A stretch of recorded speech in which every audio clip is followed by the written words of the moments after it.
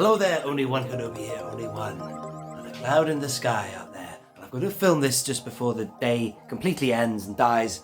There's no more natural light left. What a great day I've had today, actually. I've had a good day anyway. But, just a bit of news for you. I've just watched the season finale of Mandalorian. I've got some TVC news to share with you as well. And I've got this to open as well. Just some posts, so let's find out what that is together later. But firstly, the season 3 of Mandalorian, you know, it hasn't gripped me really the whole way through. I've watched every episode, but I have to say I really did like that finale. I was gripped and hooked for the whole thing, and I love that baby. I'm so glad. Oh, spoilers, by the way. I'm so glad he didn't die. I didn't want him to die. There's talk of the fact they thought he was going to be killed off, and I love that baby, man. I mean, he did a little special trick at the end, which was just an homage to the first season. He protected Bo-Katan himself and Din Djarin at the end. And also, I loved R5D4. It was just fantastic in it, you know. He had it was great, man. It was his time to shine, you know. It's so funny because I've said this before about A New Hope, and then R5D4 is such an unanimated droid, and he's battered. He blows his top, man, and in this, is just like, it's just his time, isn't it, man? His moment to shine, or whatever you want to say. But I loved it, so that's all I really want to say. And Moff Gideon was great in it, you know. He sounded amazing with the helmet on. Let me just grab this fella here, hang on.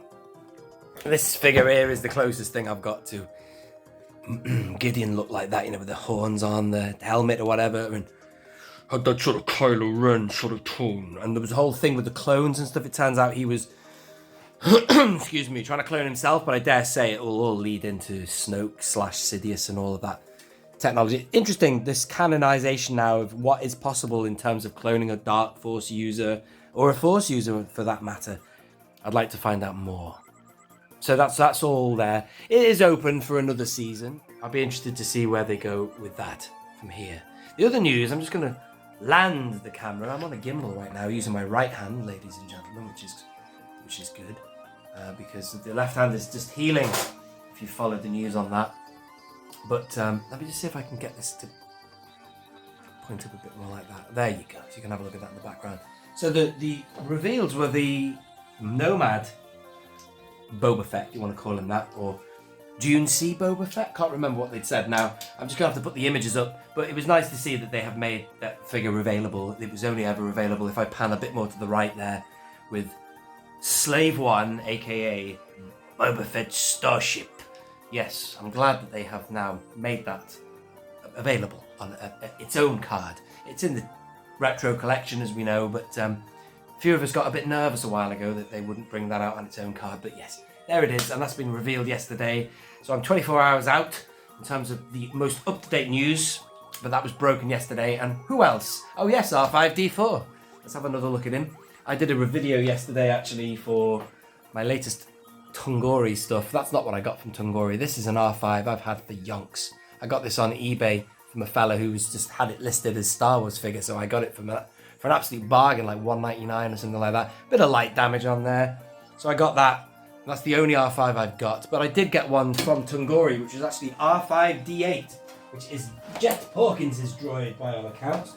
It's labelled as Vintage Collection on Tungori's website, which is weird because Jet Hawkins wasn't in the TVC, nor was his droid, which is interesting. However, was it the one in the action figure set? Was that R5D8? Who knows? But anyway, this one, yank, has a removable helmet there. Helmet dome. So that's quite good for the N1 that's coming out. The N1, Mandalorian style N1, whatever you want to call that.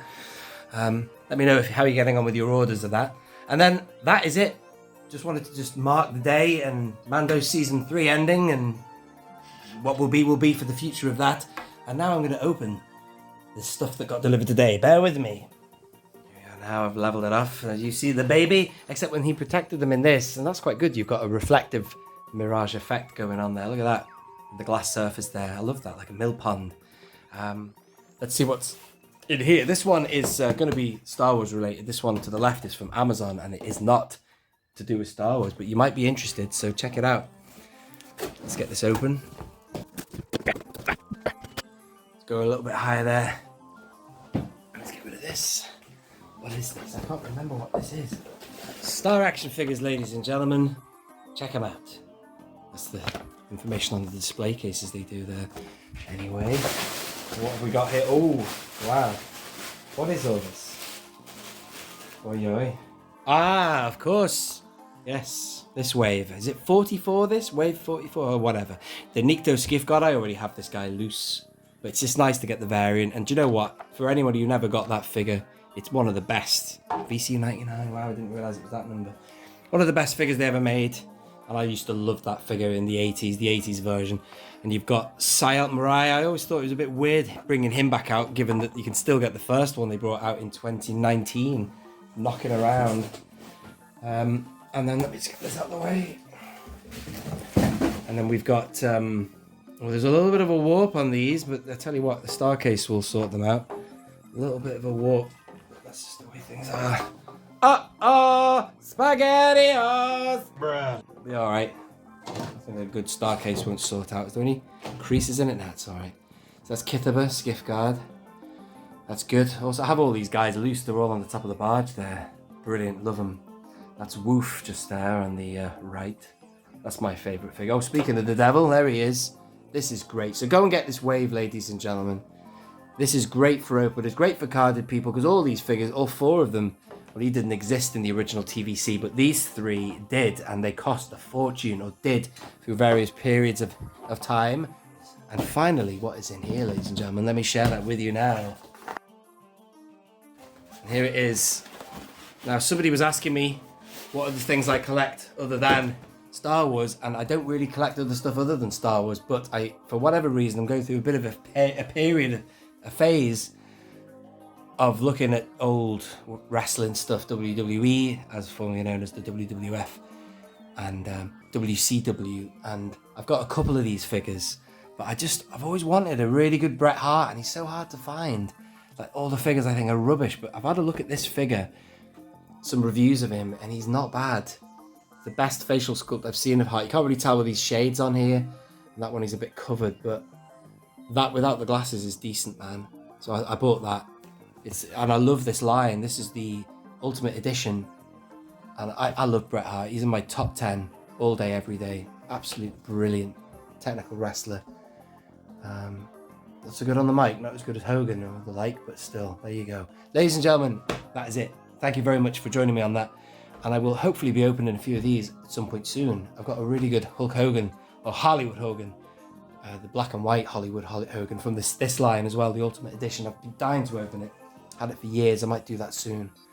There you are. Thank you for watching. This has been Only One Kenobi. Only one.